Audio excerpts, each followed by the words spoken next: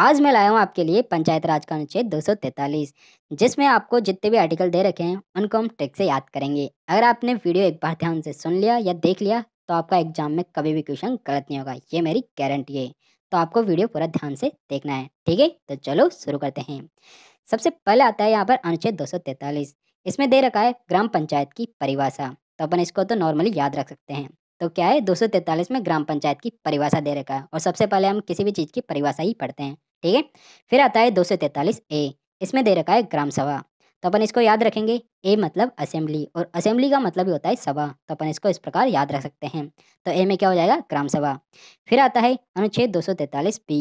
इसमें दे रखा है ग्राम पंचायतों का गठन। इसको याद रखेंगे हम, बी से हो जाएगा बिल्ड। बिल्ड मतलब बनाना या गठन करना, इस प्रकार इसको याद रख सकते हैं। तो बी से हो जाएगा बिल्ड या गठन, मतलब ग्राम पंचायतों का गठन हो जाएगा, ठीक है? फिर आता है 243 सी। इसमें दे रखा है ग्राम पंचायतों की संरचना। इसको याद रखेंगे हम, सी से हो जाएगा कंस्ट्रक्शन और कंस्ट्रक्शन का मतलब होता है संरचना या किसी चीज़ का कंस्ट्रक्शन वगैरह, इसको अपन इस प्रकार याद रख सकते हैं। तो सी से हो जाएगा कंस्ट्रक्शन और मतलब पंचायतों की संरचना, ठीक है? फिर आता है, नेक्स्ट आता है अनुच्छेद 243 टी। इसमें दे रखा है अनुसूचित जाति जनजाति की महिलाओं के लिए सीटों का आरक्षण। तो अपन इसको याद रखेंगे, डी से हो जाएगा दया करना। और सरकार किन पर दया करती है, अनुसूचित जाति और जनजाति की महिलाओं पर सरकार दया करती है, उनको आरक्षण देके, ठीक है? अपन इसको इस प्रकार याद रखेंगे। फिर आता है 243 ई। इसमें दे रखा है ग्राम पंचायतों का कार्यकाल। अपन इसको याद रखेंगे, ई से क्या हो जाएगा, ईयर। ईयर मतलब क्या होता है, साल। साल मतलब इसमें हो जाएगा कार्यकाल। तो अपन इसको इस प्रकार याद रखेंगे, ठीक है? फिर आता है 243 एफ। इसमें दे रखा है सदस्यों के लिए अयोग्यताएं। अपन इसको याद रखेंगे, एफ से हो जाएगा फेल। और फेल कौन होता है, जो अयोग्य व्यक्ति होता है। तो इस प्रकार इसको याद रख सकते हैं, ठीक है? एफ मतलब फेल। फेल होता है अयोग्य व्यक्ति और अयोग्य व्यक्ति कौन होगा, जिसकी अयोग्यता इसमें दे रखा है, ठीक है? नेक्स्ट चलते हैं।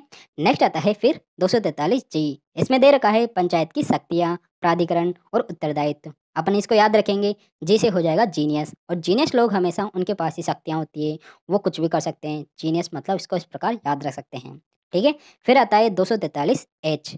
फिर इसमें दे रखा है पंचायतों द्वारा कर लगाने की शक्तियाँ और उनकी निधियाँ, ठीक है? तो इसको याद रखेंगे अपन, एच मतलब हाई टैक्स।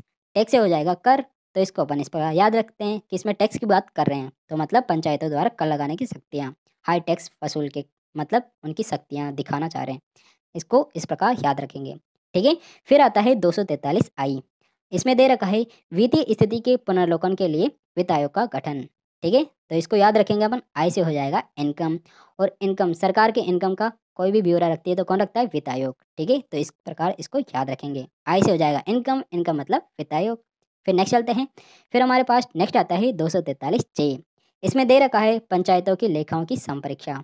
तो अपन इसको याद रखेंगे, जैसे जांच करना या संप्रेक्षा करना, किसी भी एग्जाम की जांच करना और उसकी संप्रेक्षा करना, ठीक है? तो इसमें दे रखा है पंचायतों की लेखाओं की संप्रेक्षा करना या जांच करना, ठीक है? नेक्स्ट नेक्स्ट आता है 243 के। इसमें दे रखा है पंचायतों के लिए निर्वाचन। अपन इसको याद रखेंगे, के मतलब किंग्स 11 और 11 या मतलब इसको याद रख सकते हैं किंग्स 11 या किंग्स इलेक्शन। इलेक्शन से हो जाता है निर्वाचन।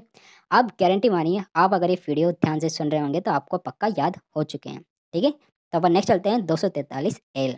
इसमें दे रखा है पंचायतों का कुछ संघ राज्य क्षेत्रों में लागू होना, ठीक है? तो अपन इसको याद रखेंगे, एल। एल मतलब लागू होना, मतलब लागू होना तो कहाँ लागू होना, कुछ क्षेत्रों में लागू होना, ठीक है? फिर नेक्स्ट आता है 243 एम। इसमें दे रखा है पंचायतों का कुछ क्षेत्रों में लागू न होना, ठीक है? एम मतलब मना करना। मना करना मतलब लागू नहीं होना, तो अपन इसको इस प्रकार याद रखेंगे, ठीक है? एम से मना करना। मना करना, अगर मना कर दिया तो लागू नहीं करेंगे, ठीक है? तो अपन इसको इस प्रकार याद रखेंगे। फिर आता है 243 एन। इसमें दे रखा है विधियों और पंचायतों का बना रहना।